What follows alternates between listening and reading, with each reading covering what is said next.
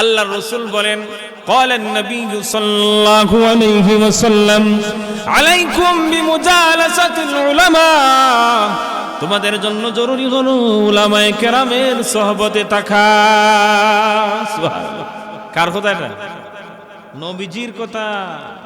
আল্লাহর রাসূল জানতেন যে আমি চিরদিন দুনিয়ায় থাকব না, আমার হাতে গড়া সাহাবী আবু বকর সিদ্দিক দুনিয়ায় থাকবে না, উমরও থাকবে না, উসমান গনি থাকবে না, তালহা জুবায়ের কেউ থাকবে না, আমার হাসান হুসাইনও থাকবে না। কিন্তু কিয়ামত পর্যন্ত এরকম একদল আহলে হক উলামায়ে কেরাম থাকবে। আল্লাহ রাসূল উম্মতদেরকে সতর্ক করে দিয়েছেন, তোমাদের জন্য জরুরি হলো উলামায়ে কেরামের কাছে যাবে, বুঝবে, তাদের কথা মানবে, শুনবে, তাদের কাছ থেকে কোরআন হাদিসের ব্যাখ্যা বুঝবে। যদি বান্দা বুঝো যাও আর সবকিছু মানো, তাহলে তুমি কোশ্চিন কালেও গুমরা হবে না।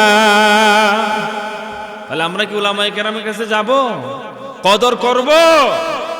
আল্লাহ কবুল করে বলে আমিন। তো বলছিলাম আল্লাহ রাসূল সাল্লাল্লাহু আলাইহি ওয়াসাল্লাম বলেন ওয়া কলবুহু মুআল্লাকুন ফিল মাসাজিদ, যার অন্তর মসজিদের সাথে জ্বলন্ত থাকে।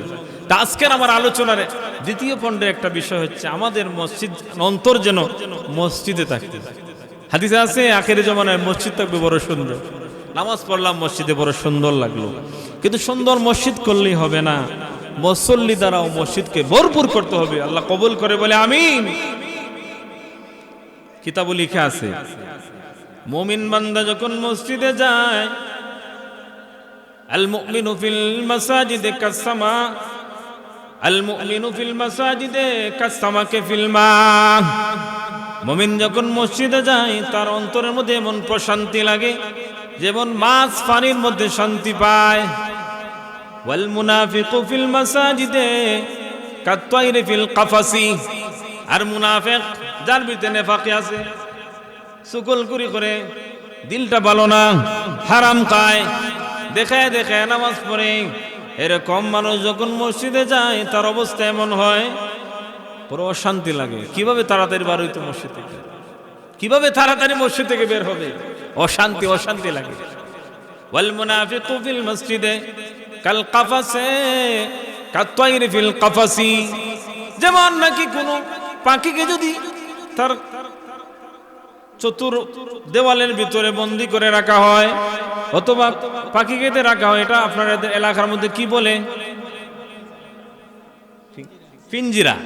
পিঞ্জিরা, কাফাস মানে পিঞ্জিরা, কাফাস মানে কি? পিঞ্জিরা।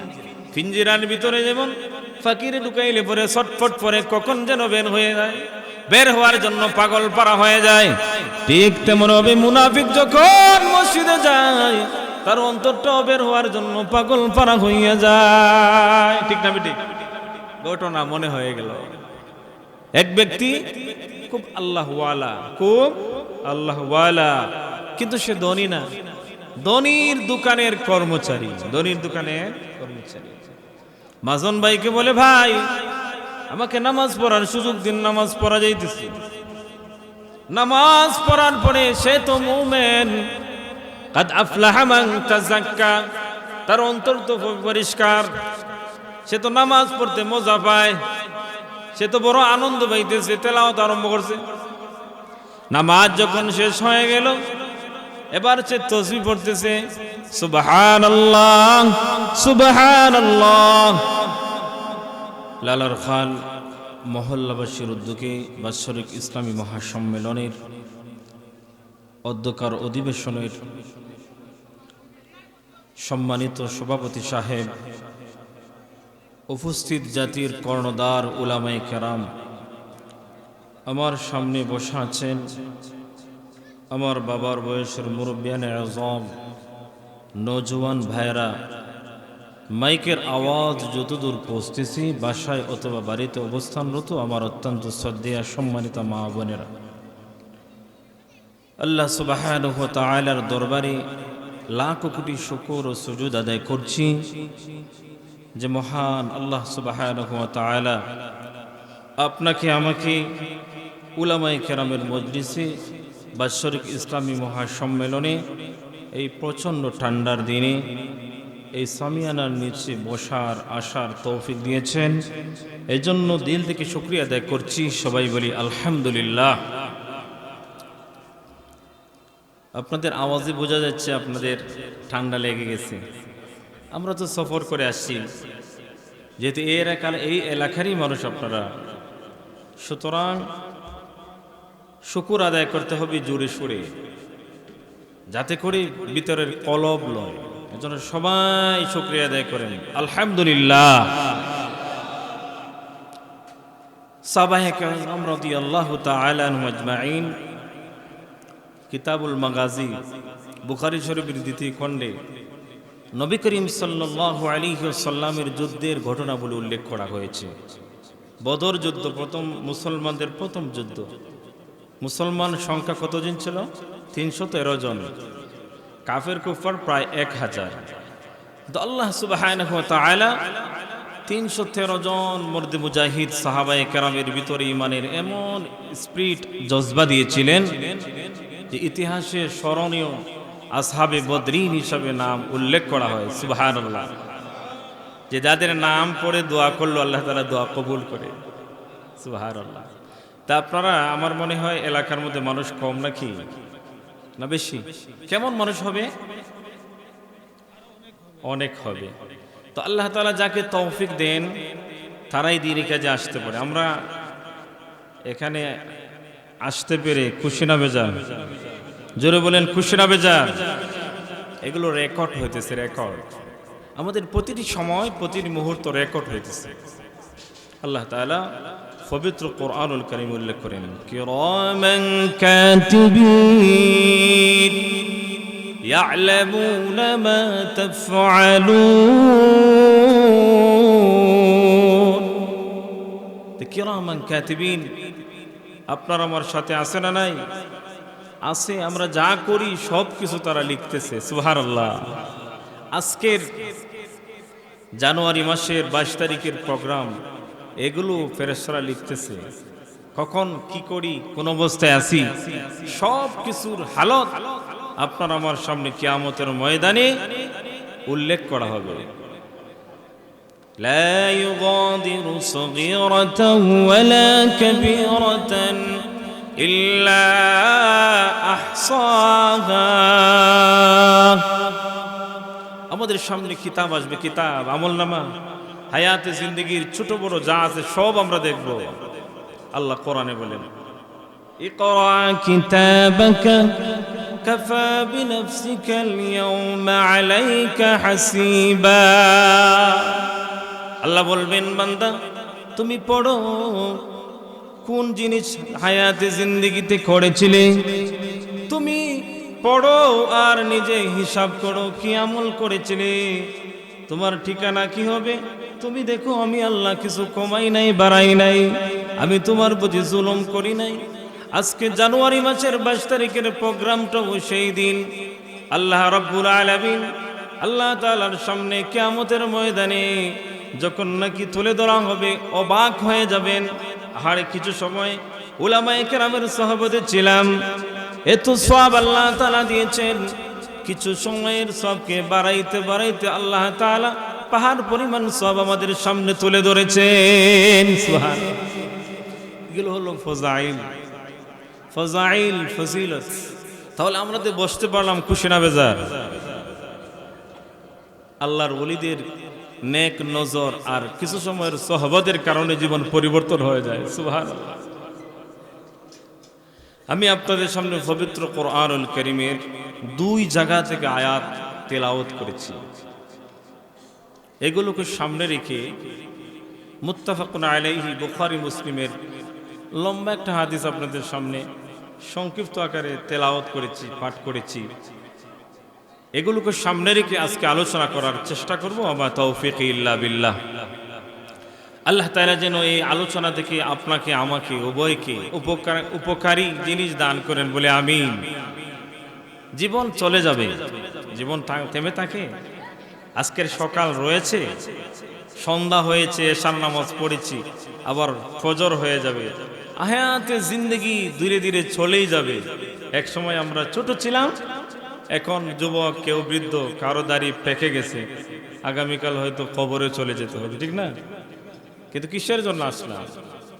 কিসে আয়া, কিসলে আয়া, ক্যা কর রাহা হো, ক্যা করোগা।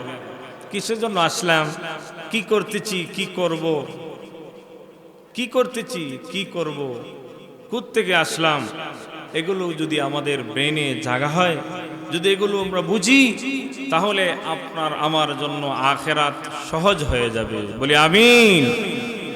আল্লাহ তাআলা বলতেছেন, قد أفلح من تزكى وذكر اسم ربه فصلى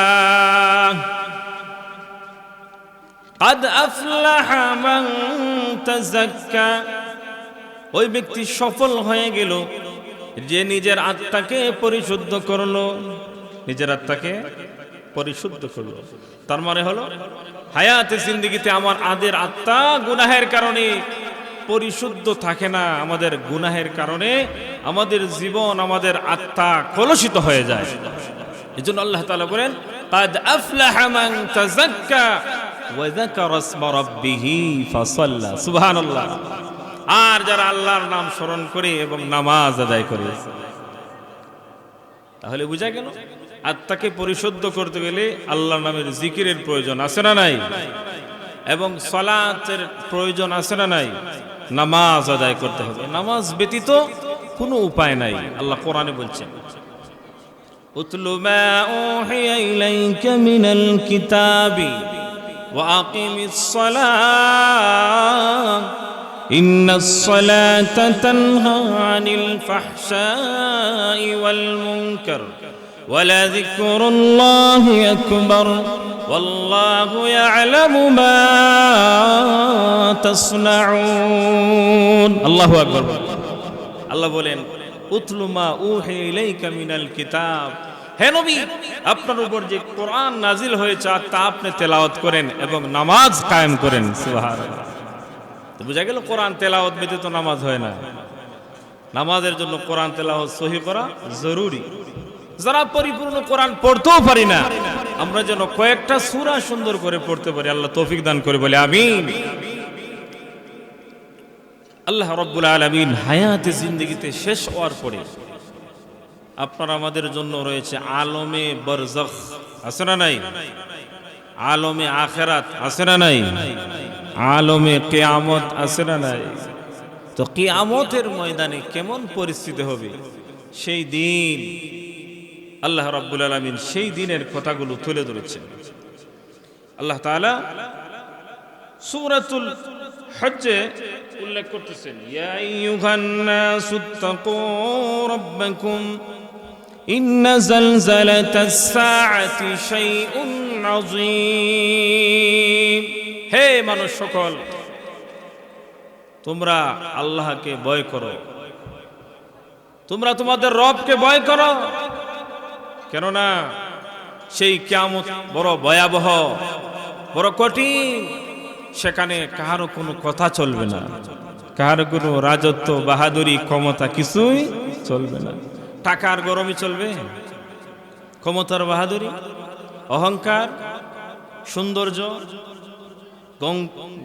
বংশের গৌরব কিছুই চলবে না। আল্লাহ তাআলা বলেন, ওই দিনকে ভয় করো যেই দিন সবাই আমি আল্লাহর দরবারে দণ্ডায়মান হতে হবে। সেদিনের অবস্থা কেমন হবে? কঠিন থেকে কঠিন। সূর্য আমাদের কাছেই চলে আসবে। কিতাবে লেখা আছে যে মানুষ সূর্যের গরমে যখন জমিন তামা হয়ে যাবে, শরীরের ঘাম কাহারো ঘন্টা পর্যন্ত, কারো হাঁটু পর্যন্ত, কাহারো এই কোমর পর্যন্ত, কাহারো নাক পর্যন্ত হয়ে যাবে, হাবুডুবু খাইবে প্রচন্ড গরমের অবস্থায়। উপায় নাই, সেদিন কেউ কারো জন্য সাহায্যকারী হবে না। সবাই বলবে নফসি নফসি, আমি নিজে কিভাবে বাঁচবো, উপায় নাই, উপায় নাই। কেউ বুকে হাত দিয়ে বলতে পারবে না হায়াতে জিন্দেগিতে কেউ কোনো অন্যায় করে নাই। আমরা পারবো?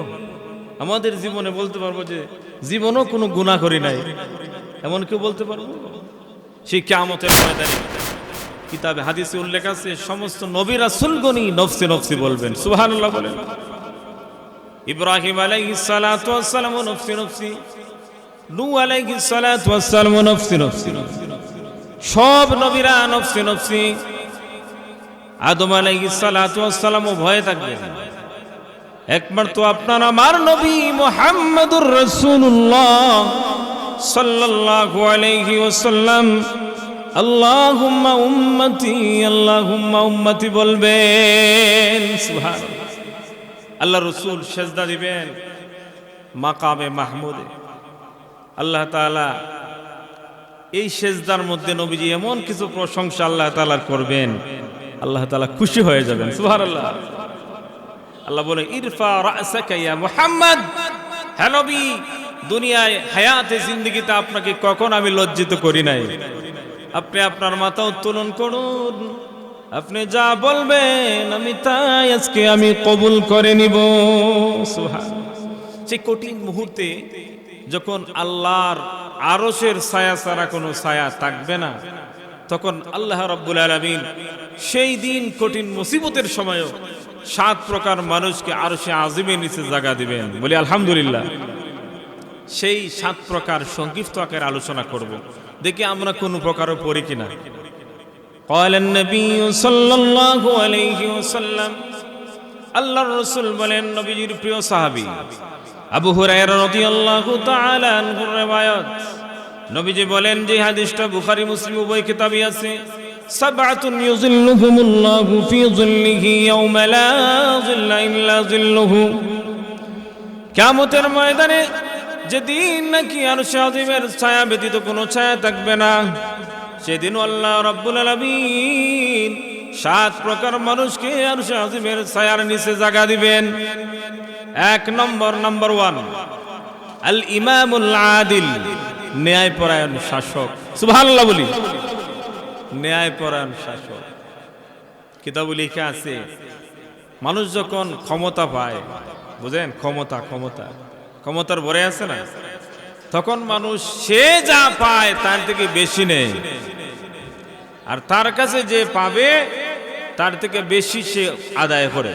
অর্থাৎ যেই পরিমাণ ক্ষমতা ব্যবহার করার দরকার তার চেয়ে বেশি ব্যবহার করে, অর্থাৎ মজলুমের উপর সে ক্ষমতা খাটায়। ক্ষমতা আছে তার হাতে এই দুনিয়ার জীবনে, আর যাকে যে প্রাপ্য দিবে তার শেষ টগায়। ক্ষমতা বিশাল এক ব্যাপার। এজন্য আল্লাহ রাসূল বলেন, মায়ার নবীজি বলেন, আল ইমামুল আদিল, ন্যায়পরায়ণ শাসক যদি হয়, যে হায়াতে জিন্দেগিতে এত ক্ষমতার অধিকারী থাকা সত্ত্বেও নিজের নফসকে কন্ট্রোল করে রেখেছে, নিজেকে সংযত রেখেছে, আর ব্রেনের মধ্যে ঢুকাইছে হয়তো আগামীকাল আমার মরণ হবে, আমার রব আমার মালিকের সামনে আমার ক্ষমতার হিসাব দিতে হবে। কেউ কোনো কিছু হিসাব না দিয়ে উপায় নাই, হিসাব দিতে হবে। জাররা জাররা পরিমাণ হিসাব আপনার আমার হায়াতের জিন্দেগিতে দিতে হবে। আল্লাহ রাসূল বলেন, ন্যায়পরায়ণ শাসক যদি হয় হযরত ওমর রাদিয়াল্লাহু তাআলা আনহুর মতো, তাহলে তার কোনো ভয় নাই। এই শাসককে আল্লাহ রাব্বুল আলামিন আরশে আজিমের নিচে জায়গা করে দিবেন, সুবহানাল্লাহ। যারা আরশে আজিমের নিচে জায়গা পাবে তাদের কোনো কষ্ট হবে? জোরে বলেন, কষ্ট হবে? আল ইমামুল আদিল, হযরত ওমর রাদিয়াল্লাহু তাআলা একটা ঘটনা বলি সংক্ষিপ্ত আকারে। হযরত ওমর রাদিয়াল্লাহু তাআলা আনহু এমন শাসক ছিলেন, আমরা জানি কিতাবের মধ্যে লেখা আছে, নবীজির গুপ্ত ভান্ডার জানতেন হযরত হুযায়ফা রাদিয়াল্লাহু তাআলা আনহু। নবীজির সাহাবী, নাম কি? হুযায়ফা। নাম কি? হুযায়ফা। আমরা তো প্লেয়ারের নাম জানি, এতে খেলা হইলো তাদের নাম জানি, নায়ক নায়িকার নাম জানি, সাহাবীর নাম কয়জন জানি? এজন জেনে নেন, নবীজির গুপ্ত ভান্ডার ছিলেন যে সাহাবী সবচেয়ে বেশি কিয়ামতের আলোচনা করেছেন। কে কে মুনাফিক, মুনাফিকের লিস্টটা যার কাছে ছিল উনি হলেন নবীজির সাহাবী হযরত হুযায়ফা রাদিয়াল্লাহু তাআলা আনহু। নাম কি? হুযায়ফা। হুযায়ফা রাদিয়াল্লাহু তাআলা হযরত ওমরকে বলেন, ওমর, হুযায়ফা তুমি তো নবীজির, তোমার কাছে তো নবীজির লিস্ট আছে, কার কার নাম মুনাফিকের লিস্টের মধ্যে আছে? হুযায়ফা বলো তো আমার নামটা কি মুনাফিকদের লিস্টে আছে কিনা? সুবহানাল্লাহ বলেন। বুঝেন কে বলতেছেন? দ্বিতীয় খলিফা হযরতে ওমর। আল্লাহ রাসূল বলছিলেন আবু বকর ফিল জান্নাহ, ওমর ফিল জান্নাহ, উসমান গনি ফিল জান্নাহ, তালহা ফিল জান্নাহ, আব্দুর রহমান ফিল জান্নাহ। জান্নাতের সার্টিফিকেট প্রাপ্ত সাহাবী হযরতে ওমর। ওমর বলতেছেন হুযায়ফাকে, বলো হুযায়ফা, আমার নামটা কি মুনাফিকদের লিস্টে আছে? সুবহানাল্লাহ বলেন। এবার দেখেন কি বলতেছে হুযায়ফা। হযরত হুযায়ফা বলেন, নগো খলিফাতুল মুসলিমিন ওমর, আমার পেয়ারা হাবিব এগুলো উল্লেখ করতে নিষেধ করেছেন। আমি বলতে পারবো না কে কে মুনাফিক, কার নামটা মুনাফিকদের লিস্টের মধ্যে খাতার মধ্যে লেখা আছে, আমি এই কথা বলতে পারবো না। হযরত ওমর বাড়িতে চলে গেলেন, দিলের মধ্যে বড় পেরেশান। আরে হুযায়ফাকে বললাম আমার নামটা মুনাফিকদের লিস্টের মধ্যে আছে কি নাই? হুযায়ফা বলল, ওই কথা তো বলা যাবে না, নবীজি নিষেধ করছেন। এবার হযরত ওমর রাত্রে বেলা সবাই যখন ঘুমিয়ে গেছে, দেখা গেল আস্তে আস্তে করে হযরত ওমর রাদিয়াল্লাহু তাআলা আনহু হুযায়ফা রাদিয়াল্লাহু তাআলা আনহুর ঘরের দরজার মধ্যে গিয়া কণা নাড়াইছেন এভাবে, হুযায়ফা তুমি দরজা খোলো, তোমার কাছে আমার জিজ্ঞাসা রে হুযায়ফা, তোমার কাছে মায়ার নবীজি লিস্ট দিয়েছেন কার কার নাম মুনাফিক, কে কে মুনাফিক, তুমি তো আমার নামটা বলো না, আমি আছি কি নাই সেই কথাও বলো না। তবে হুযায়ফা তোমার কাছে আমার জিজ্ঞাসা রে হুযায়ফা, আমি যদি এখন মারা যাই তাহলে তুমি কি আমার জানাজার নামাজ পড়বে কিনা? সুবহানাল্লাহ বলেন। কেন বলছেন ওমর এই কথাটা একটু বুঝে নেন। হুযায়ফা চোখের পানি ফেলে দিয়ে কাঁদতেছে আর বলতেছে, ওগো খলিফাতুল মুসলিমিন ওমর, আপনি যদি মারা যান আপনার জানাজার নামাজ পড়বো না তো কার জানাজার নামাজ পড়বো? সুবহানাল্লাহ। এবার ওমর রাগ দিয়ে বলেন, হুযায়ফা রে, আমার বিশ্বাস হইল যে আমার নামটা মুনাফিকদের লিস্টের মধ্যে নাই, কারণ আমি জানি তুমি তো কোন মুনাফিকদের জানাজার নামাজে তুমি যাও না। সুবহানাল্লাহ। এত ইনসাফের সাথে হযরত ওমর দেশ চালাইছেন, তারপরও নিজেকে মনে করছেন আমি মুনাফিক হয়ে যাই, কারণ মুনাফিকদের রক্ষা নাই। ইন্নাল মুনাফিকিনা ফিদ দারকিল আসফালি মিনান নার, 28 নম্বর পারায় আল্লাহ রাব্বুল আলামিন সূরাতুল মুনাফিকুন হিসাবে একটা সূরা নাযিল করেছেন। সুবহানাল্লাহ বলি।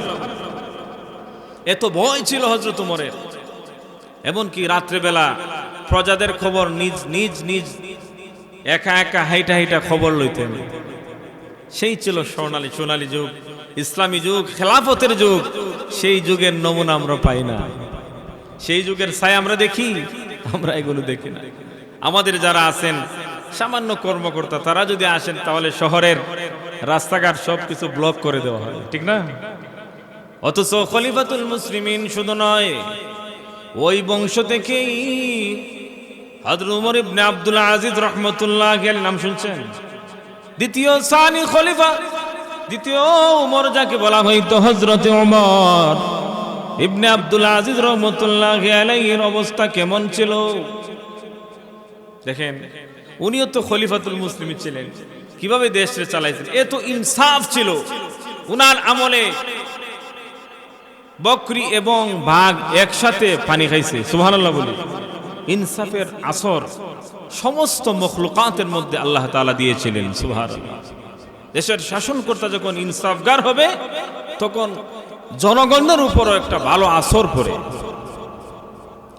খলিফাতুল মুসলিমিন হযরত ওমর ইবনে আব্দুল আজিজ রাহমাতুল্লাহি আলাইহি, ঈদের দিন আসবে, ঈদের দিন দেখেন কেমন অবস্থা ছিল এদের। ঘটনা থেকে আমাদের শিক্ষার বিষয়, তারাও তো আমাদের পূর্বচেন, উলাইকা আবাই, তারা আমাদের বাপদাদা পূর্বপুরুষ, আমরা এগুলো স্মরণ করি।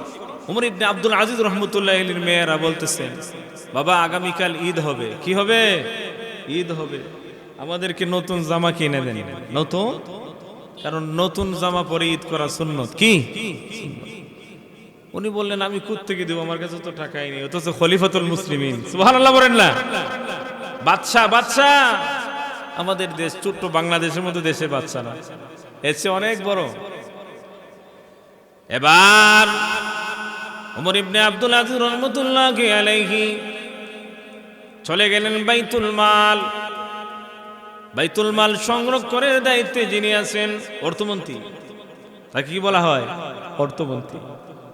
গিয়ে বললেন, ভাই আমার মেয়েরা আমার কাছে দাবি করেছে তাদেরকে নতুন কাপড় পরিধান করবেন, ঈদ করবে আগামীকাল, কিন্তু আমার কাছে তো টাকা নাই, তুমি যদি আমাকে অগ্রিম 1 মাসের বেতন দাও তাহলে আমি আমার বাচ্চাদেরকে নতুন কাপড় কিনে দেব। মুহাফিজ অর্থমন্ত্রী বলতেছেন, ওমর ইবনে আব্দুল আজিজ আপনি আমাদের শাসনকর্তা, আপনি আমাদেরকে ইনসাফ শিখাইছেন না? বলে হ্যাঁ। বলে তাহলে ইনসাফের দাবি হইল আপনি যদি অগ্রিম বেতন নিতে চান তাহলে একজন জামিনদার লাগবে। কি লাগবে? আপনারা আমার কথা বুঝতেছেন? একজন জামিনদার লাগবে, জামিনদার। কেন?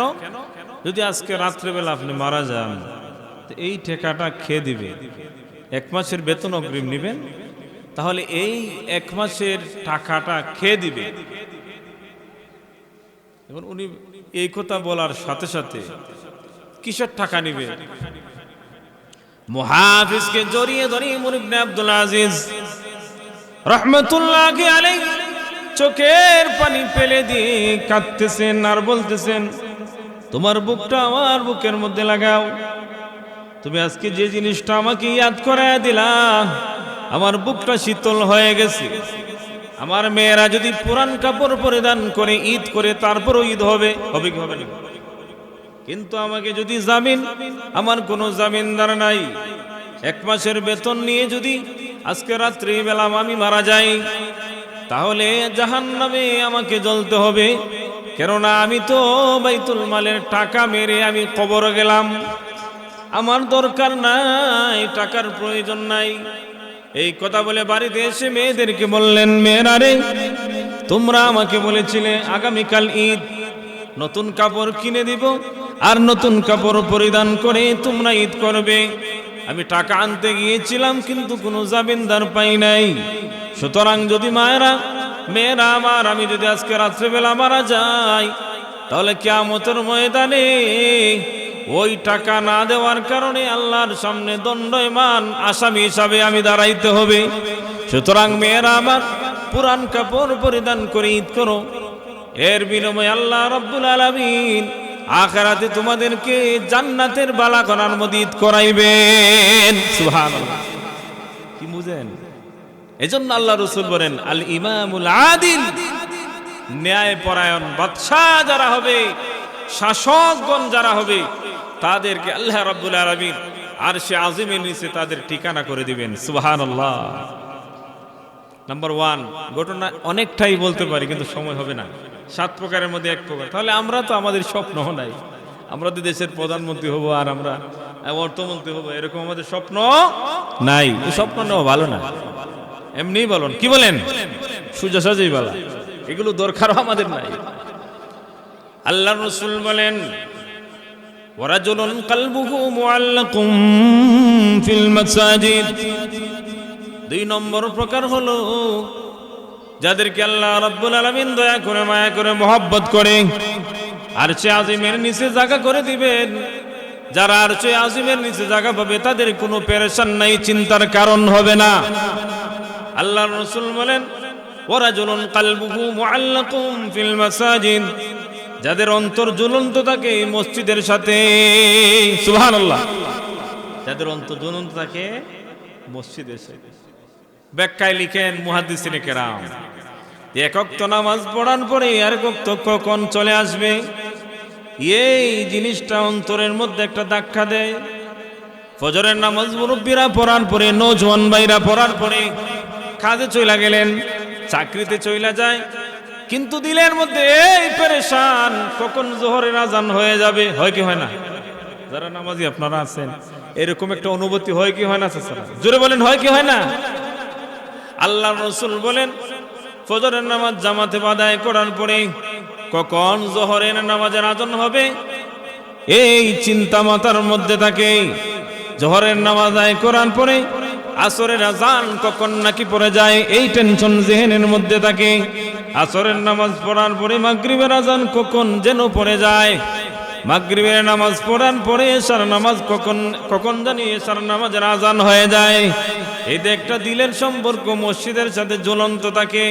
আল্লাহর রাসূল বলেন এরকম যখন 5 ওয়াক্ত নামাজ মানুষ কায়েম দায়েম হয়ে যাবে, 5 ওয়াক্ত নামাজ যখন মসজিদের সাথে সে পড়বে, 1 ওয়াক্ত নামাজ যদি সে মসজিদ ছাড়া পড়ে দিলের মধ্যে সে অশান্তি অনুভব করে, ঠিক না বেঠিক?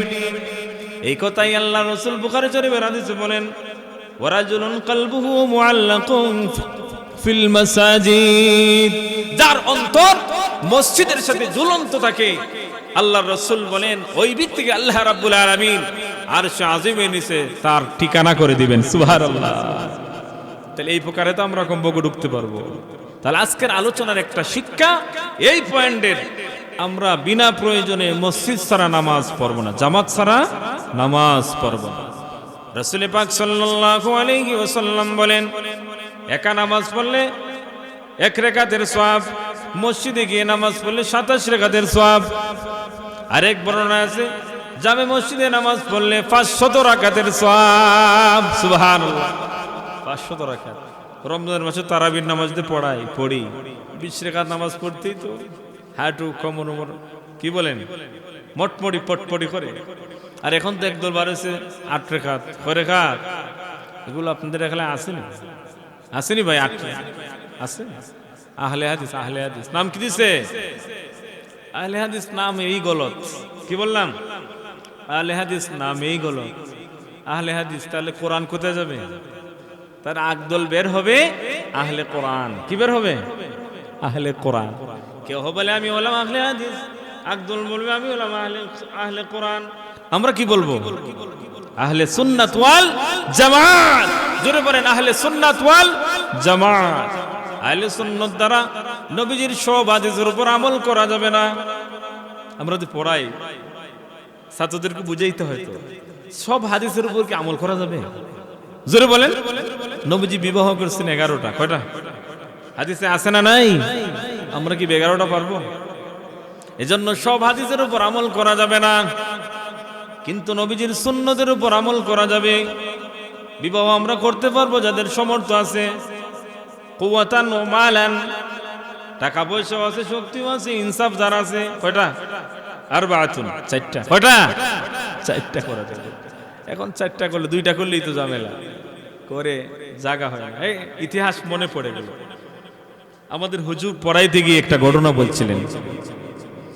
একজন ধনাঢ্য ব্যক্তি, খুব অর্থ সম্পদের মালিক, টাকাওয়ালা, রাত্রেবেলা ঢুকছে ওনার বাড়িতে চুরি করবো। চোররা, চোর বুঝেন? ডাকাত, ডাকাতি করে। তারা চুরি করার জন্য নিচতলায় আছে। হঠাৎ করে গাট্টুটি বাঁধছে, বের হয়ে যাবে, দেখে মধ্যখানের মধ্যে বাড়ির মাজন, নিচে একজন মহিলা, উপরে একজন মহিলা। উপরের জনে হাতে ধরে উপরে টানতেছে, নিচের জন নিচে দিয়ে টানতেছে। ওরা এই হাক করে বলেছে বিষয়টা কি? এই চাইতে চাইতে ফজরের আজান হয়ে গেছে। সুবহানাল্লাহ বলে চোর ধরা পড়ে গেল। তার কারণটা হইলো উপরের মহিলার ইচ্ছা আজকে উপরের তলায় থাকবো নাকি নিয়ে, আর নিচের জনের ইচ্ছা নিচের তলায় দেবো। আল্লাহকে আলাইহি 6টা কিতাব লিখেছিলেন, জামিউস সগীর, জামিউল কবির, আছে না নাই?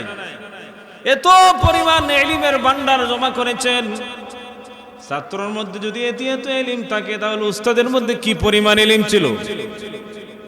এত ইলম আল্লাহ তাআলা আবু হানিফাকে দিয়েছিলেন। সে আবু হানিফা রাহমাতুল্লাহি আলাইহির ব্যাখ্যা বিশ্লেষণ আমরা মানি, ঠিক না বেঠিক? আহলে হাদিসরা বলে যে কোরআন হাদিস থাকতে আবু হানিফাকে মানবো কেন? ঠিক না? কোরআন হাদিস, আচ্ছা আপনি কি বুঝবেন কোরআন হাদিস থেকে মাসআলা ইস্তেমবাদ করার যোগ্যতা আমাদের আছে? নাই? আছে? জোরে বলেন আছে? এই কথা কেন বলতেছি ভাই? শহর বন্দরে এখন তারা অনেক ফিতনা ছড়াইছে। যারা নামাজ পড়ে তাদেরকে বলে তোমার নামাজ হয় না, কিন্তু যারা নামাজ পড়ে না তাদের কাছে নামাজের দাওয়াত দেয় না। এটি স্পষ্ট হয়ে গেল তাদের উদ্দেশ্য ভালো না। উদ্দেশ্য তারা বুঝেই তো চায় তোমরা যে হানাফি ইমাম আবু হানিফাকে মানতেছো, কোরআন হাদিস থাকতে আবু হানিফারে মানানো দরকার কি? আপনাদের এদিকে তাবলিগ আছে না নাই? কোন জামাত হুজুর? উলামায়ে কেরামের না এতাআতি? এতাআতি বুঝেননি? সাত তাদের মনে ইজতেমা শেষ নাকি? শেষ, আজকে শেষ। তো সাত সাহেবকে কেন উলামায়ে কেরাম প্রত্যাখ্যান করলেন জানেননি? এর মধ্যে একটা কারণ হইল উনি বলে কোরআন বুঝা পড়তে হবে, মানা না বুঝলে ওয়াজিব তরকের গুনাহ হবে। নাউজুবিল্লাহ বলেন, জোরে বলেন নাউজুবিল্লাহ। এবার আপনার কাছে আমার প্রশ্ন, যারা বক্তব্যে পড়ে আলিফ লাম মিম যালিকাল কিতাবু লা রাইবা ফীহি হুদাল লিল মুত্তাকিন, এই যে পড়লো এগুলোর অর্থ কি ইমাম সাহেবরা শিক্ষা দেননি? না, এগুলো শিখতে গেলে আগে নাহু সরফ পড়তে হবে, বালাগাত ফাসাহাত, এগুলো পড়ার পরে তাফসিরে জালালাইন পড়তে হবে, এরপরে এগুলোর অর্থ মানা বুঝতে হবে। এখন আপনারা যারা আলেম হইলেন না, শুধু মক্তবই পড়লেন, কোরআন শরীফ তেলাওয়াত জানেন না, আপনি কি এর অর্থ জানেন? জোরে পড়েন জানেন? ভাই কথাগুলো বুঝেন। তারা তো ইজতেমা করে, কিছুদিন আগে তো উলামায়ে কেরামের ইজতেমা হয়েছে। সাদকে কেন আমরা মানি না? বলে সাদের সাথে আমাদের বিরোধ নয়, তার বক্তব্য এগুলো প্রত্যাখ্যান করুক। সে যে বক্তব্য দিয়েছে সারা দুনিয়া আগুন লাগাই দিয়েছে, ঠিক না বেঠিক বলে? দারুল উলুম দেওবন্দকে মানে না, উলামায়ে কেরামকে মানে। অটো আমির হওয়া যায়? এর আমির ও অটো হওয়া যায়?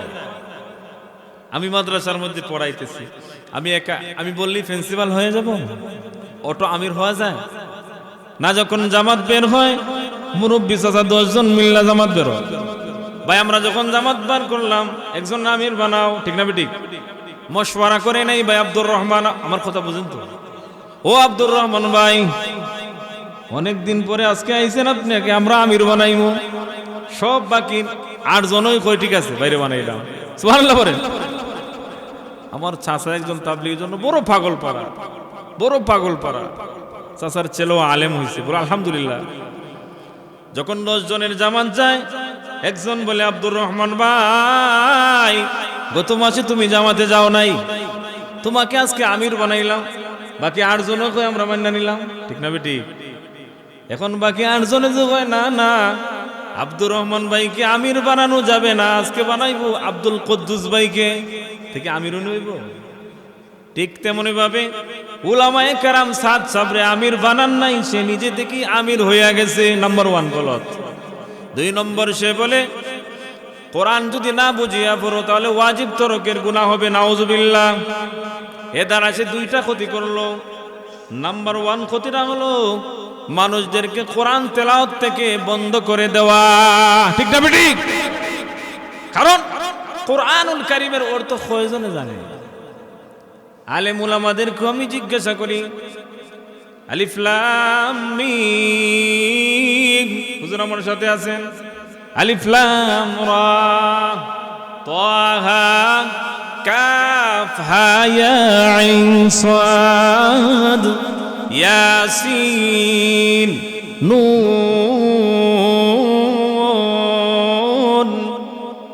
এর অর্থ কি? তা তাফসীরে জালালাইনের মধ্যে আছে আল্লাহু আ'লামু বিমুরাদিহি, ঠিক না বেটি? সুবহানাল্লাহ বলেন। আল্লাহ তার অর্থ ভালো জানেন, আমরা জানি না। যদি মুসান্নিফে জালালাইন রাহমাতুল্লাহি আলাইহি বলেন তার অর্থ আল্লাহই ভালো জানেন, তার অর্থ আমরা জানি না। অথচ আল্লাহর রাসূলের হাদিসের মধ্যে আছে বান্দায় যখন কোরআনের একটা হরফ পড়ে তার আমলনামায় 10টা নেকি লিখে দেওয়া হয়। আল্লাহর রাসূল বলেন আলিফ লাম মিম, ও আমার সাহাবারা আলিফ লাম মিম দিয়ে পড়লাম, এটা কিন্তু একটা হরফ নয়, বাল আলিফু হরফুন ও লামুন হরফুন ও মিমুন হরফুন, বরং আলিফ একটা হরফ, লাম একটা হরফ, মিম একটা হরফ।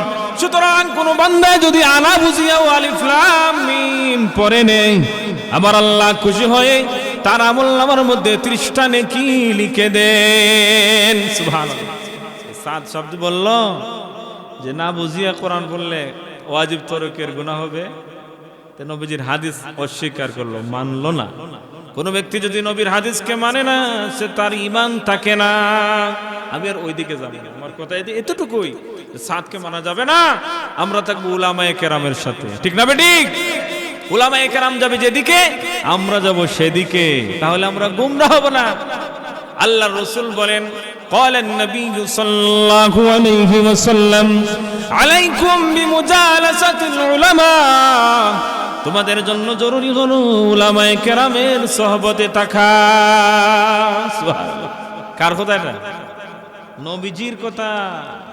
আল্লাহ রাসূল জানতেন যে আমি চিরদিন দুনিয়ায় থাকব না, আমার হাতে গড়া সাহাবী আবু বকর সিদ্দিক দুনিয়ায় থাকবে না, উমরও থাকবে না, উসমান গনি থাকবে না, তালহা জুবায়ের কেউ থাকবে না, আমার হাসান হুসাইনও থাকবে না।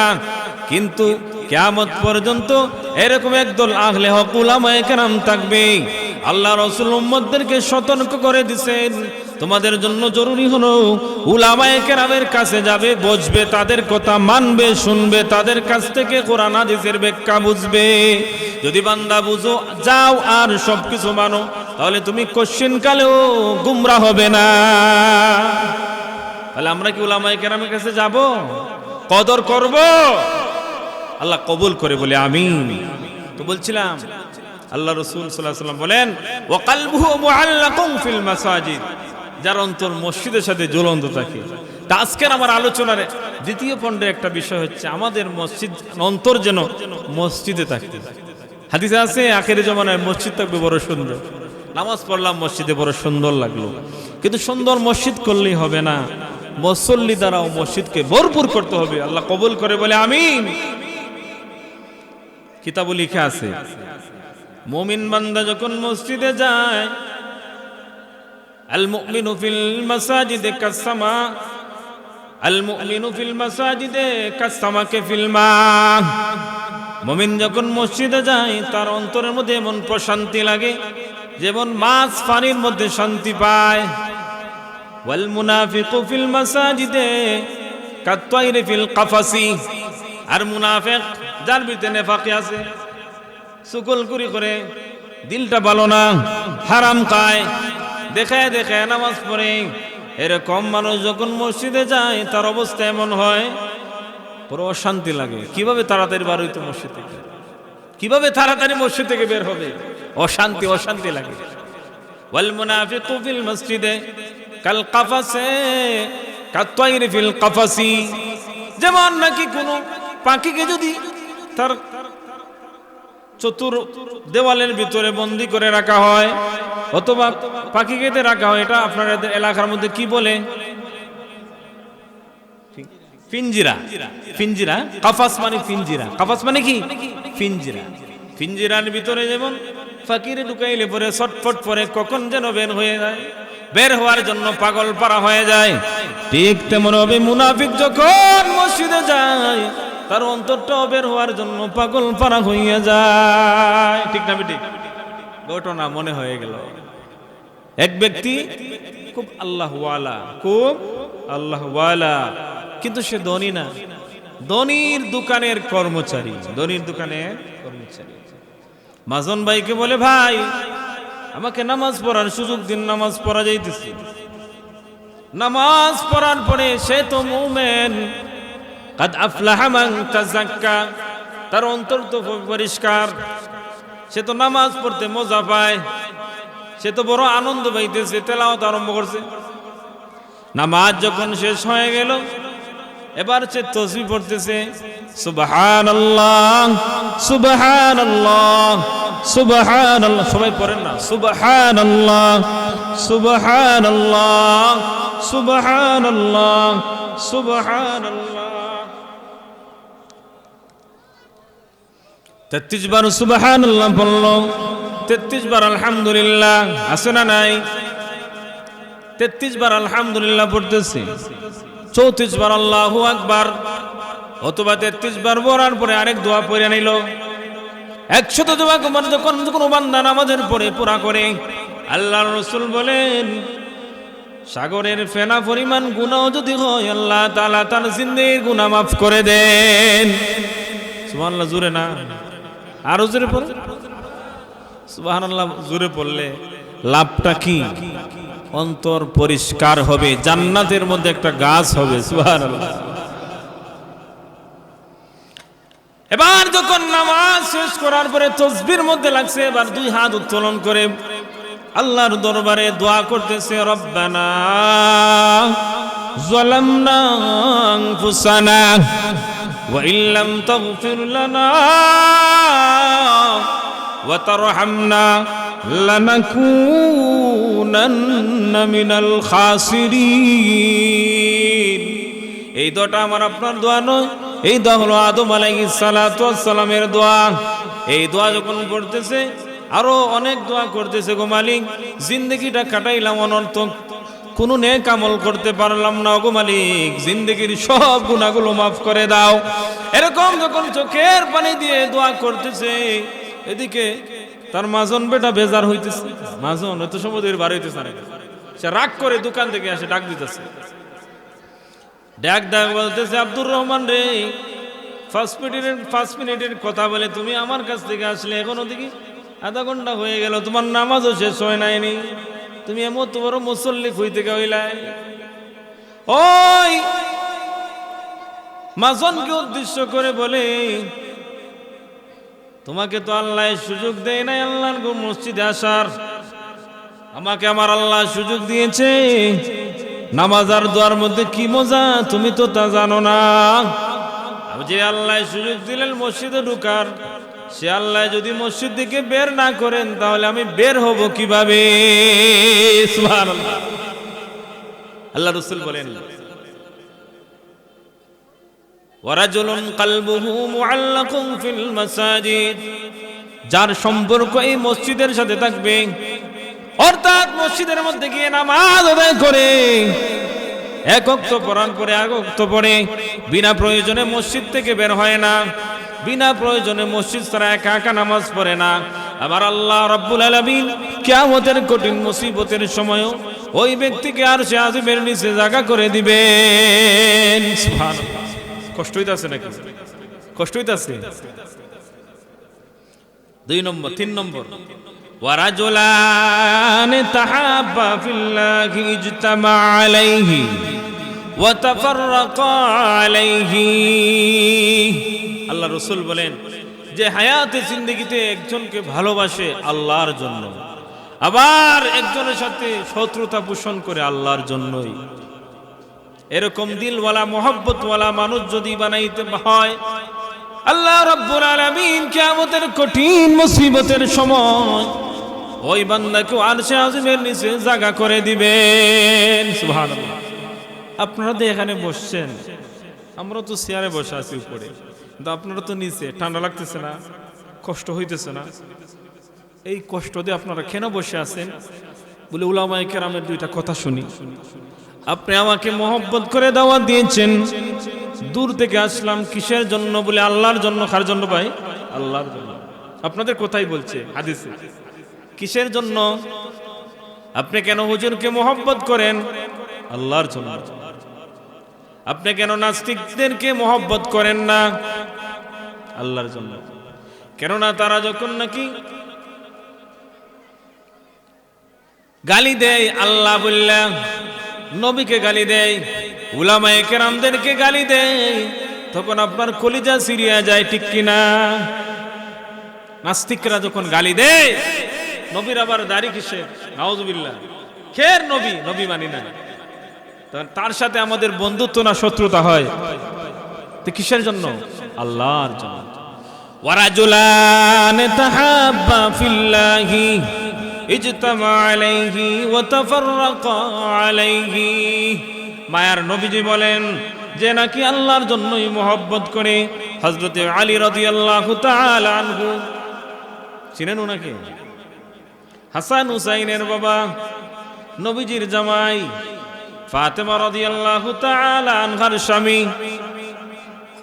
শেরে খুদা হযরত আলী, আল্লাহর রাসূল বললেন, আনা মদিনাতুল ইলমি ওয়া আলিয়ুন বাবুহা, আমি মদিনার ইলম আর তার দরজা হলো আমার আলী। সুবহানাল্লাহ। আল্লাহর রাসূল নিজের কলিজার টুকরা মেয়ে, বিজআতুম মিন্নি, নবীজি বলেন ফাতেমা হলো আমার গোশতের টুকরা। এই গোশতের টুকরাকে যার কাছে বিবাহ দিলেন উনি কে? হযরতে আলী। আলী রাদিয়াল্লাহু তাআলা আনহুর সামনে একজন বেঈমান নবীজিকে গালি দিল, নবীজিকে গালি দিল। বলেন সাহাবায়ে কেরামের সামনে আল্লাহর রাসূলকে গালি দিলে সাহাবারা বরদাস্ত করব? আপনাদের সামনে যদি কোন আলেমকে গালি দেয় আপনারা বরদাস্ত করবেন? জোরে বলেন। সাহাবায়ে কেরাম রাদিয়াল্লাহু তাআলা আনহু বলেন, ওগো নবীজি, প্রচন্ড রুদ্রে ক্ষুধার্ত অবস্থায় ঘরে খাবার নাই, নবীজির দরবারে চলে এসেছেন, নবীজির চেহারার দিকে হা করে তাকায় আছেন। নবীজি বলেন, কিরে এমন করে তাকায় আছো যেমন তুমি আমাকে জীবনে দেখো নাই। সাহাবী বলেন, ওগো নবীজি, আমার প্রচন্ড খিদা পেয়েছিল, আমি ক্ষুধার্ত, ঘরে খাবার নাই, আমি আপনার কাছে আসলাম, আপনার চেহারার এত সৌন্দর্য দেখে আমার পেটের খিদা নিবারণ হয়ে গেছে। ওগো নবীজি, আপনার দিকে যত তাকাই ততই আমার কাছে বড় মায়া লাগে, আপনার চেহারা এত সুন্দর লাগে, দুনিয়ার সব কিছুর চেয়ে আপনার কাছে বসে থাকাই সবচেয়ে বেশি মহব্বতের লাগে।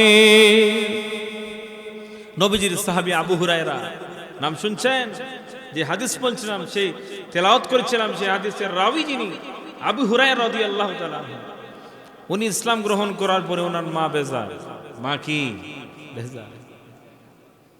উনি আল্লাহ রসুলের দরবার থেকে বাড়িতে গেলে আবু হুরায়রার মা বকা দিতেন, তুমি কেন মুহাম্মদের কাছে যাও?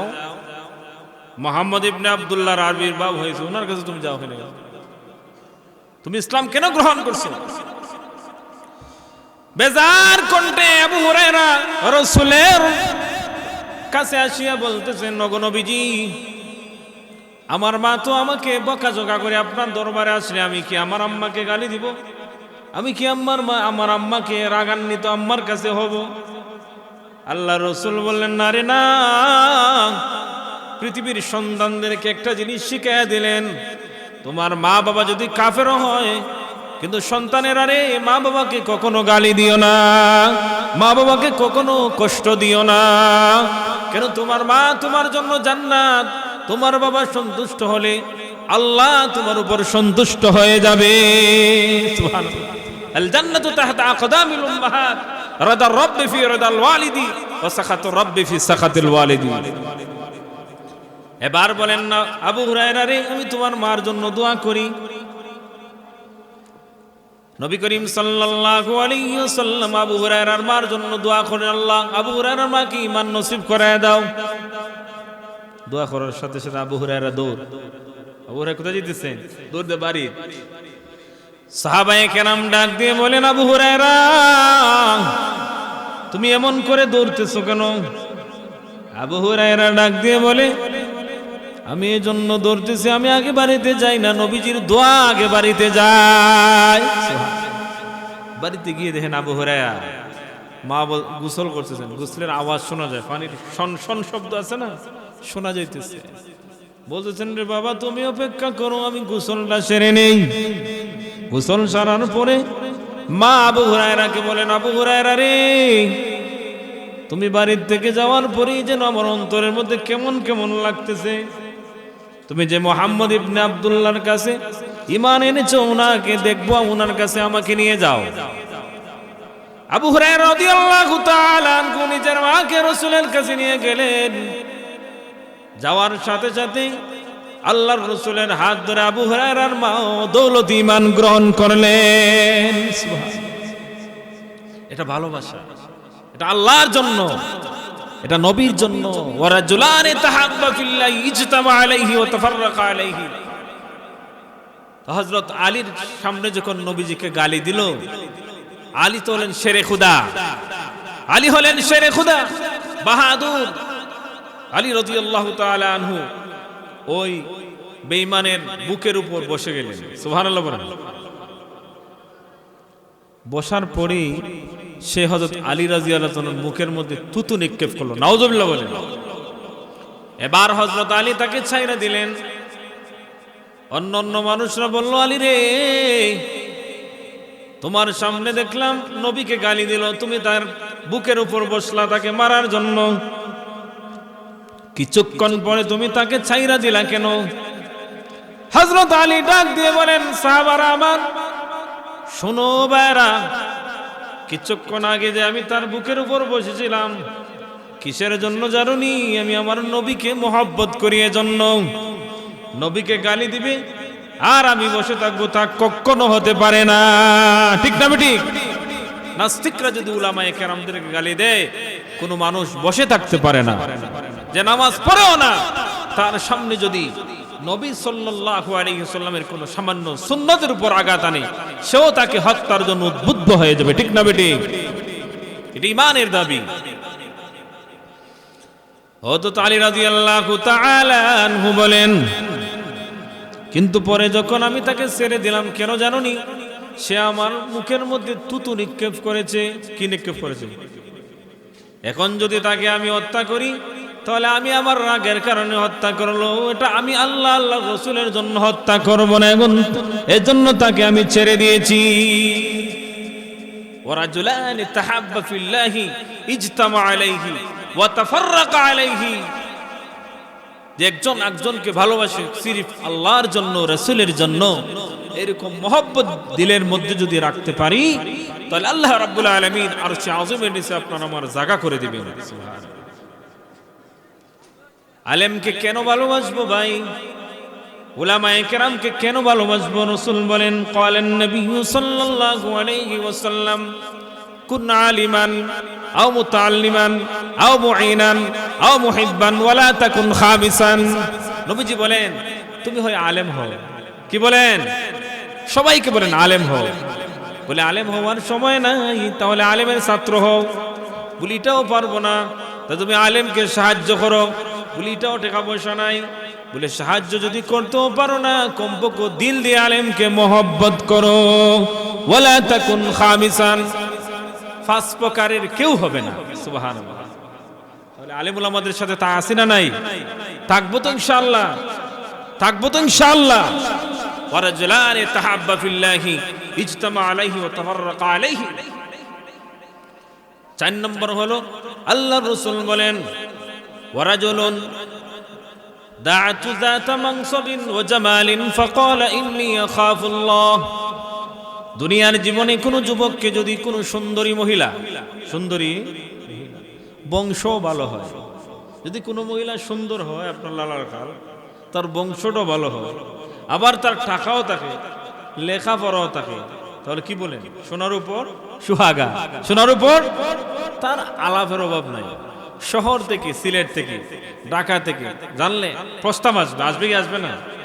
সবচেয়ে যিনি শিক্ষিত, তার ফ্যামিলিকে ওই মেয়ে নেওয়ার জন্য তৈরি হবে। টাকাও আছে, তার কি আছে? টাকা আছে, সৌন্দর্য আছে, বংশবালা, মালোবালা।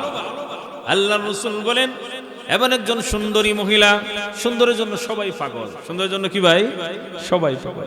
এজন্য আল্লাহ রাব্বুল আলামিন জান্নাতে যখন আপনাকে আমাকে দিবেন, সবার চেহারা ইউসুফ নবীর মতো বানায় দিবেন। সুবহানাল্লাহ বলেন। যে ইউসুফ নবীর চেহারা দেখে ঈশ্বরের মহিলারা হাত কাটছিল, আছে না নাই? সূরাতুল ইউসুফে আল্লাহ তাআলা আলোচনা করছে, যে ইউসুফ নবীর মতো সুন্দর বানাইয়া আপনাকে আমাকে জান্নাতে ঢুকায়া দেব। চরিত্রটা দিব বিশ্ব নবী মুহাম্মদুর রাসূলুল্লাহ সাল্লাল্লাহু আলাইহি ওয়াসাল্লামের মতো, নবীর মতো চরিত্র হবে।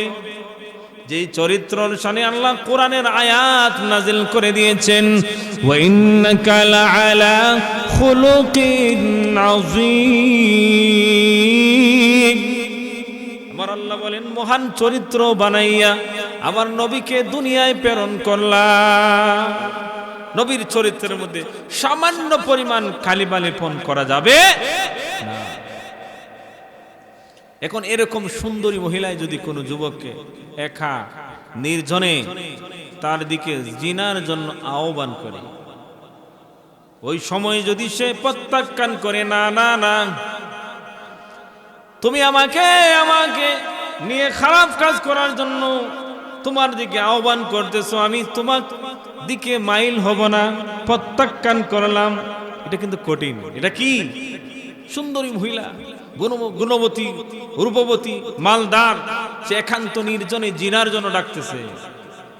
ওই সময় যদি বান্দা বলে ইন্নী আখাফুল্লাহ, আমি আমার আল্লাহকে ভয় করি, আল্লাহু আকবার, কত বড় ইমানদার বুঝেন, আমি আমার আল্লাহকে ভয় করি, আখিরাতকে ভয় করি, কবর জগতে আমাকে রাখা হবে, কবর জগৎ, মুনকার নাকিরের সওয়ালকে ভয় করি, আমি কিয়ামতের ময়দানের মাঠকে ভয় করি, আল্লাহর আযাবকে ভয় করি, সুতরাং আমি তোমার আহ্বানে সাড়া দিব না। হয়তো তোমার সাথে আমি আধা ঘন্টা সময় আনন্দ ফুর্তি করব, না হয় 1 ঘন্টা আনন্দ ফুর্তি করব, এর বিনিময়ে আমি জিনাকারী সাব্যস্ত হব, আমার দরকার নাই। এরকম যদি ঈমান কোন যুবকের অন্তরের মধ্যে ঈমান পয়দা করতে পারে, আমার নবীজি বলেন ওই যুবকের জন্য সুসংবাদ। এরকম মুহূর্ত আমাদের সামনে আসতে পারে কিনা? জোরে বলেন, পারে কিনা?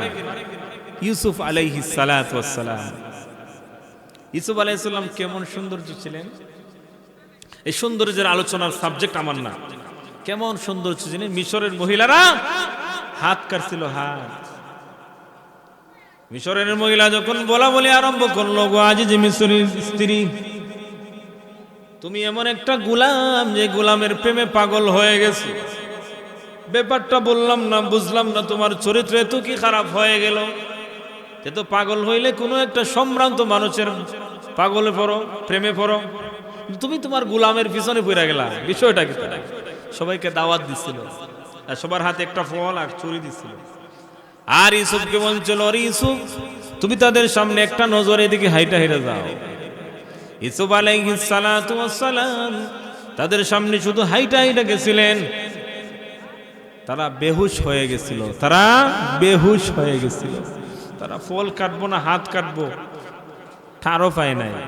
তারা বলছিল হাযা মালাকুন কারীম, এত দিকে আল্লাহর মহান ফেরেশতা, সুবহানাল্লাহ। মিশরের মহিলা বলে এত হলো ফেরেশতা। এবার জুলাইখা বলছিল, দেখো কোন মানুষের প্রেমে আমি পড়ছি। যখন ঘরের মধ্যে কেউ নাই, জুলেখা 7টা তালা, 7টা গেটের 7টা তালা মারছিল, 7 তালার উপরে যখন একান্ত, ইউসুফ আর জুলেখা একান্ত দুইজন। এবার যখন জুলেখাও কিন্তু কম সুন্দর ছিল না, তাফসীরের কিতাবের মধ্যে লেখা হয় ওই সময়ে সেরা সুন্দরী ছিল জুলেখা। জুলেখা যখন ইউসুফ আলাইহিস সালামকে ডাকে, তুমি আও আমার মনের বাসনাটা পুরা করো। ওয়ালাকাদ হাম্মাত বিহি ওয়া হাম্মা বিহা, ইউসুফ আলাইহিস সালামের দিনের মধ্যে কিছু একটু আসছিল। হাম্মা মানে কি? কিছু একটু। আল্লাহ তাআলা অন্তরে আবার ভয় পয়দা করে দিলেন, ইন্নী আখাফুল্লাহ, আল্লাহু আকবার। ইউসুফ আলাইহিস সালাতু ওয়াস সালাম দৌড় দিলেন পিছন দিকে। আল্লাহ রাব্বুল আলামিন কুদরতি ভাবে 7টা গেটের 7টা দরজা, 7টা গেটের 7টা তালাই একটার পরে একটা টাস টাস করে খুইলা দিলে। ইন্নী আখাফতু, তার বাবা ব্যবসা করে। কি করে? ব্যবসা, মুদিমালের ব্যবসা।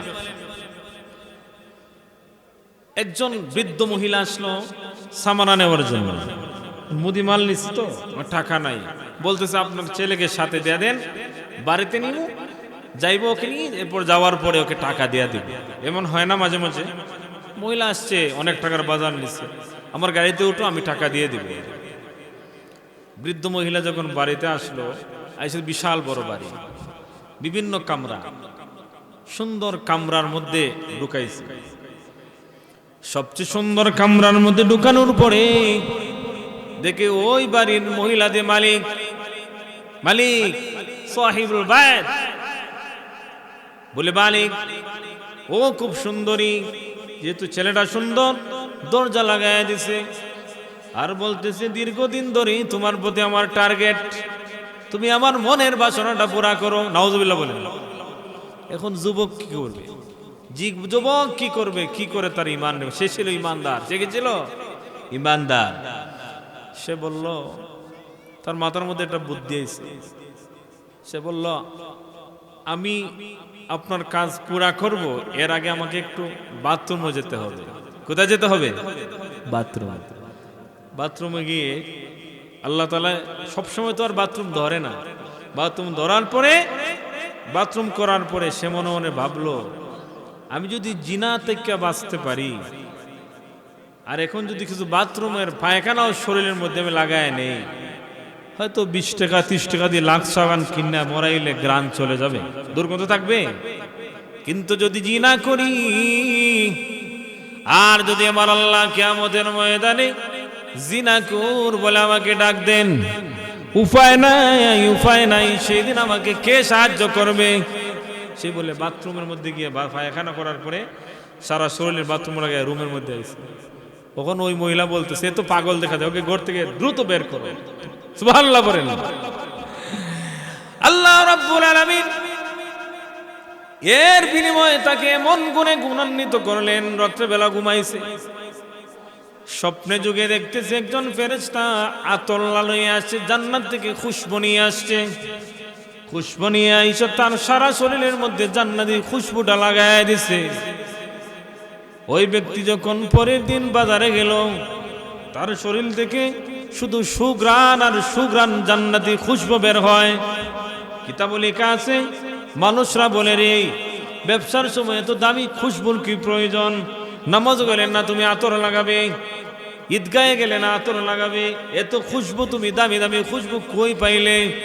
যুবক ডাক দিয়ে বলে, আমি খুশবু লাগাই নাই, আমার আল্লাহ কুদরতি ভাবে জান্নাতি খুশবু আমারে লাগায় দিছে। কিতাবে লেখা আছে, মরণ পর্যন্ত ওই ব্যক্তির শরীর থেকে মেশক আম্বরে ঘ্রাণ বের হইছিল। আল্লাহু আকবার। ورجل دعت ذات منصب وجمال فقال إني أخاف الله।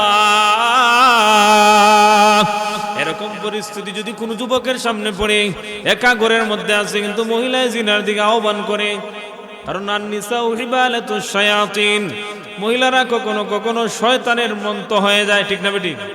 তাদের চলনা, ইন্না কাইদাকুন্না আযীম। আল্লাহু আকবার। আল্লাহ বলেন তাদের চলনা, তাদের এগুলো অনেক ভয়ানক ভয়ানক, তাদের ধোঁকা সাধারণ ধোঁকা নয়। আমার রাসূল বলেন, যদি এরকম পরিস্থিতিতে নিজেকে নিয়ন্ত্রণে রাখতে পারে, আল্লাহ রাব্বুল আলামিন আরশে আযীমের নিচে জায়গা করে দিবেন। আল্লাহ যেন কবুল করে, বলে আমিন। এরপরে আল্লাহ রাসূল সাল্লাল্লাহু আলাইহি ওয়াসাল্লাম বলেন, ওয়ারাজুলুন তাসাদদাকা বিসাদাকাতিন হাত্তা লা তা'লামা শিমালুহু মা তুনফিকু ইয়ামিনুহু। যে নাকি ডান হাত দিকে দান করে, ডান হাতে দান করে, বাম হাতে জানে না। সুবহানাল্লাহ। অর্থাৎ রিয়া নাই, দানের ক্ষেত্রে তার কি নাই? রিয়া নাই। আজকাল তো মানুষে দান খয়রাত করে, মানুষের দেখাইবার লাগে। নির্বাচনের আগে দেখেন চেয়ারম্যান সাহেব, এমপি সাহেবেরা আসেন, আইসা মাহফিলগুলোর মধ্যে আসে, আয়া 10,000 20,000 দেওয়া গেলাম। পাস করার পরে তাদের লেঙ্গুরেরও খবর নেই, তাদের গাড়ি আমরা দেখতে পাই না, ঠিক না বেটি? তাদের দামি দামি গাড়ি আমরা দেখতে পাই না। আল্লাহ রাসূল বলেন, ডান হাত দিয়ে দান করে, বাম হাতে তার খবর জানে না। আপনি কমও দান করেন, বেশি দান করেন, যদি দানটা করেন একমাত্র আমার আল্লাহর সন্তুষ্টির জন্য আমি দান করলাম। আমার রাসূল বলেন, ইখলাসের সাথে দান করার কারণে আল্লাহ রাব্বুল আলামিন খুশি হয়ে ওই ব্যক্তিকে আরশে আযীমের নিচে তার জায়গা করে দিবেন। সুবহানাল্লাহ। নবীজির একজন সাহাবী ছিলেন তালহা রাদিয়াল্লাহু তাআলা। কি ছিল নাম? তালহা। বুখারী শরীফের ঘটনা। তালহা ছিলেন মদিনাতুল মুনাওয়ারার সবচেয়ে বড় বাগানের মালিক।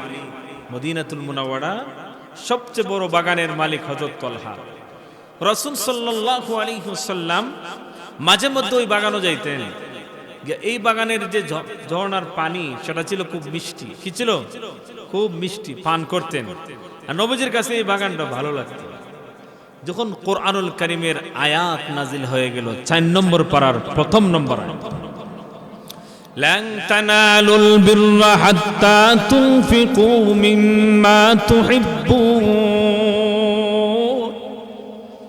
তোমরা ওই সময় পর্যন্ত পরিপূর্ণ মুমিন হতে পারবে না যেই পর্যন্ত তোমাদের মহব্বতের জিনিসটা আল্লাহর রাস্তায় দান না করবে।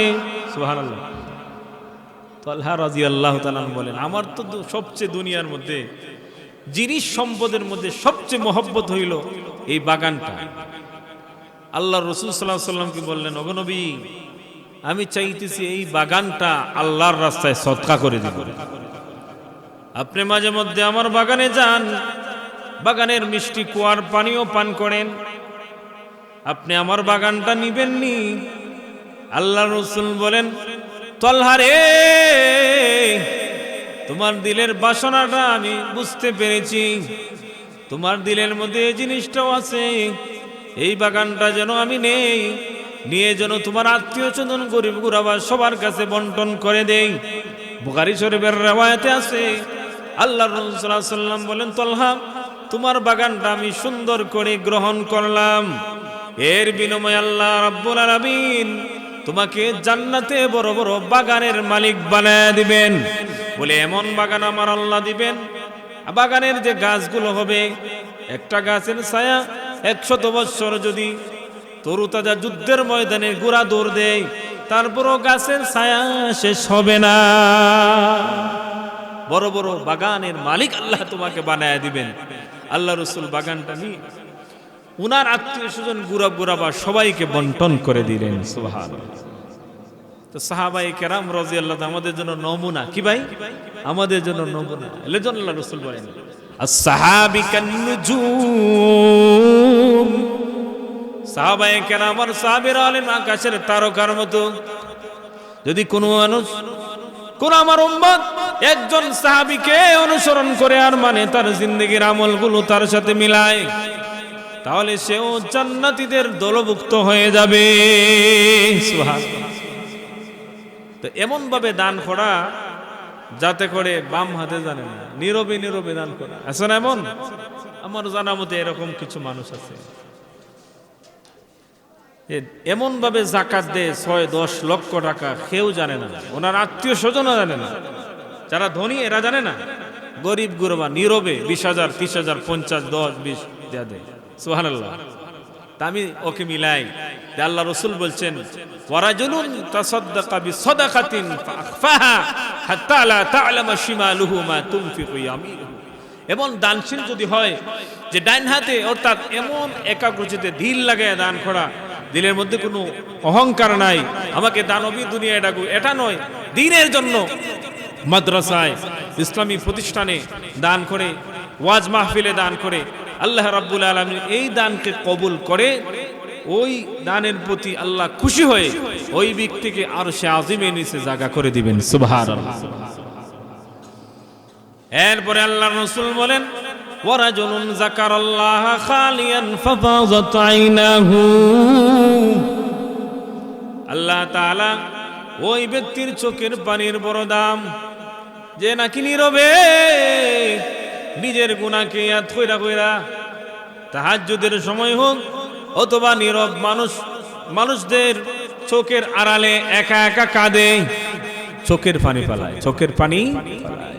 আল্লাহ রাসূল হাদিসে বলেন যে জাহান্নামের ভয়ে, আল্লাহর ভয়ে যার চোখের পানি বের হয়, জাহান্নামের আগুন তার জন্য হারাম হয়ে যায়। কাদার দরকার আছে না নাই? জোরে বলেন, দরকার আছে না? আপনার আমার ইমাম আবু হানিফা, ইমামে আযম, ইমামুদ দুনিয়া, আমার আল্লাহ এমন তাকওয়া দান করেছিলেন, এমন ইলম দান করেছিলেন, এমন জুহুদ দান করেছিলেন, এমন আমল আল্লাহ তাআলা দান করেছিলেন, এমন 2টা চক্ষু দান করেছিলেন। কোন সূরে যদি ওযু করতো বুঝতে পারতেন সূরে ওযু করছে। সুবহানাল্লাহ বলেন। এমন তাকওয়া আল্লাহ তাআলা দান করেছিলেন। ইমাম আবু হানিফা রাহমাতুল্লাহি আলাইহি তো এক আয়াত তেলাওয়াত করে করে ফজর পর্যন্ত কেঁদে কেঁদে বুকটা বাসায় ফেলেছেন। ওয়ামতাজুল ইয়াউমা আইয়ুহাল মুজরিমুন। ইমাম আবু হানিফা বলতেন, আল্লাহ যদি কিয়ামতের ময়দানে আমাকে বলেন আজকে গুনাহগাররা পৃথক হয়ে যাও, নেককাররা আলাদা হয়ে যাও, সেই দিন আমি আবু হানিফার উপায়টা কি হবে? সুবহানাল্লাহ। কি তাকওয়া ছিল, কি ভয় অন্তরে ছিল। এজন্য চোখের পানি যারা আল্লাহর ভয়ে নীরবে নীরবে কাঁদে, আমার আল্লাহ বলেন, ইয়া আইয়ুহাল্লাযীনা আমানু তুবু ইলাল্লাহ তাওবাতান নাসুহা। কোন বান্দা যদি জিন্দেগি ভর গুনার কাজ করে, কিন্তু সে যদি খালি তওবা করে আর চোখের পানি ফেলে দেয়, ওগো মালিক আজীবন কাটাইলাম, নামাজ আদায় করি নাই, চুরি করেছি, ডাকাতি করেছি, জিনা ব্যভিচার করেছি, এখন চিন্তা করে দেখলাম তুমি ছাড়া কোনো উপায় নাই। মরার পরও তুমি, দুনিয়ায় তো তুমি, আখিরাতে তুমি, তুমি রব। নামাজে গেলেও তুমি, মরার সময় তুমি, মুনকার নাকিরের সওয়াল জবের সময় তুমি, এমনকি আলমে রুহের জগতেও তুমি। সুবহানাল্লাহ। রব আছে না নাই? আল্লাহ কোরআনে বলছেন, আলাস্তু বিরব্বিকুম, আমরা স্বীকৃতি দিয়ে এসেছি যে আমি কি তোমাদের রব নই? আলমের আরওয়াহে আল্লাহ তাআলা সবাইকে একত্রিত করে বলছিলেন, আমি কি তোমাদের রব নই? সবাই বলছিল কি? ক্বালু বালা, ওগো মালিক অবশ্যই আপনি আমাদের রব। আমার আল্লাহ পরীক্ষার জন্য দুনিয়ায় পাঠাইছেন। এজন্য যখন নামাজে আমরা দাঁড়াই, আলহামদুলিল্লাহি রাব্বিল আলামিন, রব আছে না নাই? সমস্ত প্রশংসা আল্লাহ তাআলার জন্য, যিনি তামাম বিশ্বজাহানের পালনেওয়ালা। এরপরে যখন নাকি আমরা মারা যাব, মুনকার নাকির যখন কবর জগতে আসবে, সর্বপ্রথম যে প্রশ্ন করবে, মার রাব্বুকা, রব আছে না নাই? জোরে বলে আছে না নাই? মার রাব্বুকা, তোমার রব কে? হায়াতে জিন্দেগি যদি রবের পথে চলি না, হায়াতে জিন্দেগি যদি আমি ইহুদি খ্রিস্টানদের পথে চলি, হায়াতে জিন্দেগি যদি নাস্তিকদের পথে চলি, হায়াতে জিন্দেগি যদি হামান আর নমরুদের পথে চলি, হায়াতে জিন্দেগি যদি আমি আলেম বিদ্বেষীদের সাথে চলি, হায়াতে জিন্দেগি যদি আমি অবাধ্যদের সাথে চলি, কিয়ামতের ময়দানে নাই, এমনকি কবর জগতে যখন রবের প্রশ্ন আসবে, মার রাব্বুকা, তোমার রবকে, তোমার রবকে। মানুষ আজব, আমার কাছে আজব লাগে। বড় নেতা মারা যায়, শিল্পপতি মারা যায়, আমরা যাই, তখন দেখবেন কি সুন্দর সুন্নত তরিকায় গোসল করায়, ডিলা কলপ লোয়ায়, নাউজুবিল্লাহ পড়ে। এই এই মৃতদের গোসল করে ডিলা কলপের প্রয়োজন, এই খিলালের প্রয়োজন আছে? এগুলো আছে? আপনারা বুঝানেন। হায়াতে জিন্দেগিতে মিসওয়াক করে নাই, হায়াতে জিন্দেগিতে মিসওয়াক করে নাই, অথচ আল্লাহ রাসূল বলেন মিসওয়াক করলে মুখের মধ্যে সুগন্ধি আসে, মিসওয়াকের কারণে মরণের সময় ঈমান নসিব হবে, মরণের সময় ঈমান নসিব হবে। মিসওয়াকের কারণে যুদ্ধের ময়দানে মুসলমানরা বিজয় লাভ করেছে, মিসওয়াকের কারণে ব্রেন ভালো থাকে, মিসওয়াকের কারণে পাকস্থলী ভালো থাকে, 70-এর উপরে উপকার। কিন্তু মরার পরে নেতারে মিসওয়াক করায়, দাঁত খিলায়, দাঁত খিলাল করে সুন্নত তরিকায় 3টা ডিলা লাগায়, নাউজুবিল্লাহ। এগুলো দরকার আছে। গোসল দেওয়ার পরে কাফন লাগায়, সাদা কাপড়ের প্যাকেট বানায়। আমরা জানি কাফনের কোনো পকেট নাই, আসেনি? এই প্যাকেট বানাইয়া আবার যখন নাকি 4 জনে খারার, এটা কি বলি আমরা, খারার লাশ রাখে দে, খারার কাঁধে যখন লয়, তখন আস্তে আস্তে যায়, দোয়া করে না নাই, আশহাদু আল্লা ইলাহা ইল্লাল্লাহ, আশহাদু আল্লা ইলাহা ইল্লাল্লাহ।